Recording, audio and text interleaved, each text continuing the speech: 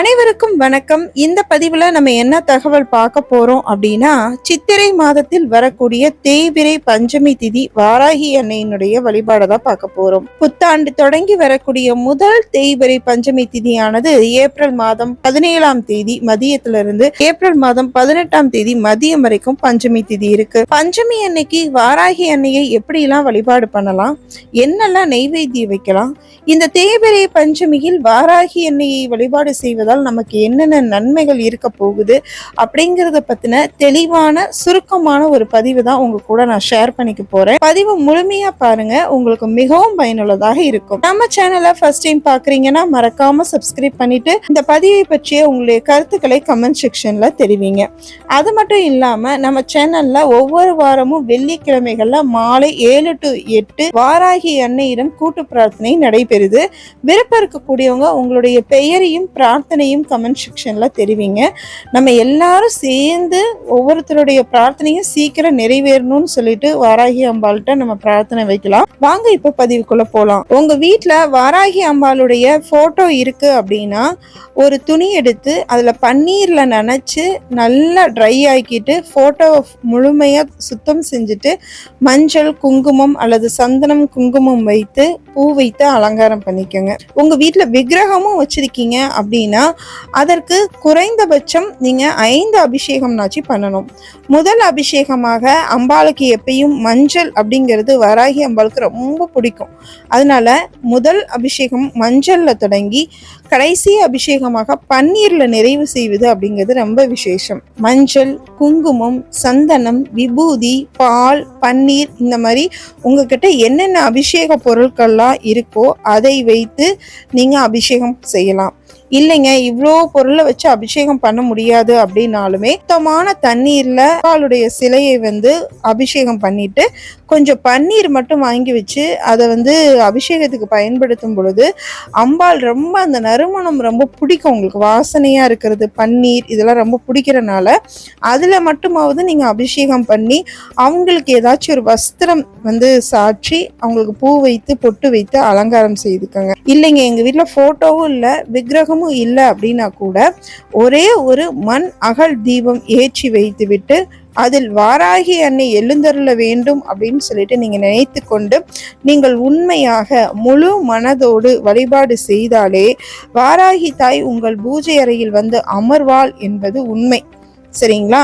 அடுத்தது அம்பாளுக்கு பிடித்த உணவுகளை பிடித்த பழங்களை நம்ம நெய்வேத்தியமாக படைக்கிறது அப்படிங்கிறது ரொம்ப விசேஷம். சிகப்பு நிற எல்லா உணவுகளுமே அம்பாளுக்கு பிடிக்கும். ரெண்டாவது பூமிக்கு அடியில் விளையக்கூடிய கிழங்கு வகைகள் ரொம்ப பிடிக்கும்.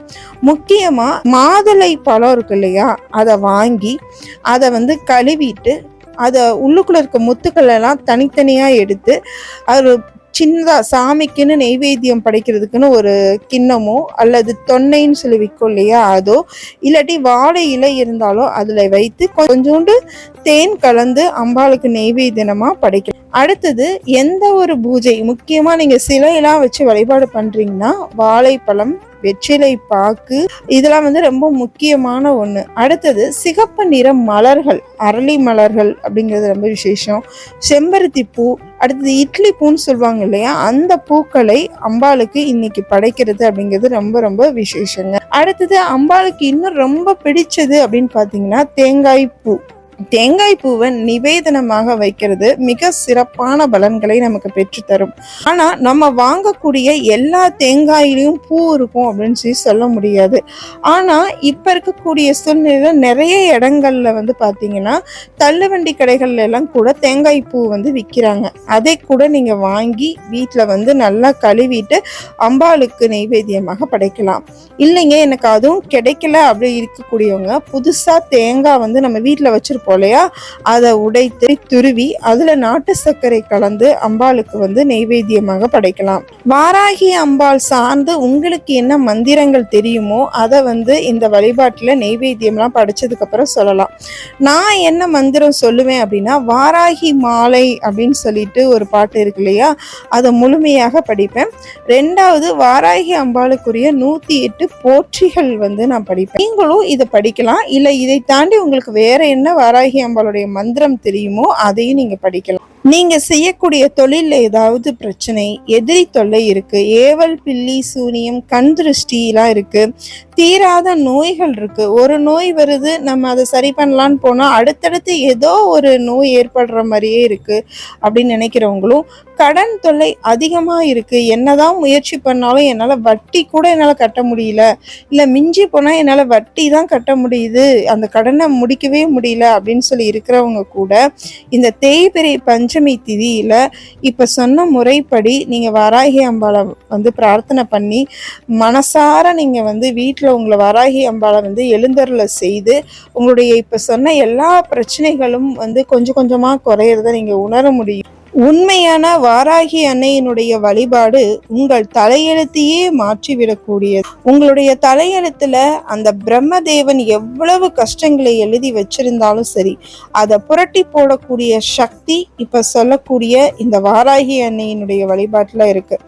அதனால இன்று தேய்பிறை பஞ்சமி அப்படிங்கறனால நம்ம கஷ்டங்கள் அனைத்தும் தேய்ந்து போக வேண்டும் அப்படின்னு சொல்லிட்டு அம்பாட்ட பிரார்த்தனை பண்ணி இந்த வழிபாடை மேற்கொள்ளுங்க. வழிபாட்டை முடிச்சுட்டு நிவேதனமாக நீங்க என்ன அம்பாளுக்கு பிரசாதமா வச்சீங்களோ அதையெல்லாம் எடுத்து வீட்டில் இருக்கக்கூடிய அனைவருமே சாப்பிடுவது அப்படிங்கிறது ரொம்ப விசேஷம். அடுத்தது உங்க வீட்டுக்கு பக்கத்துல குழந்தைகள் யாராச்சும் இருக்காங்க அப்படின்னா அவங்களுக்கு இந்த பிரசாதத்தை கொடுப்பது அப்படிங்கிறது ரொம்ப ரொம்ப சிறப்பானது. கலியுகத்துல கண்கண்ட தெய்வமாக போற்றப்படக்கூடியவள் தான் அன்னை வாராகி. இப்ப சொன்ன முறைப்படி வாராகி அன்னையை நீங்க வழிபாடு செய்யுங்க. ஒரு குறிப்பிட்ட சில நாட்கள்லயே யார் ரூபத்திலாவது நான் இருக்கிறேன் உனக்காக அப்படின்னு சொல்லிட்டு வாராகி அன்னை உணர்த்தி விடுவாள். ஓம் சக்தி.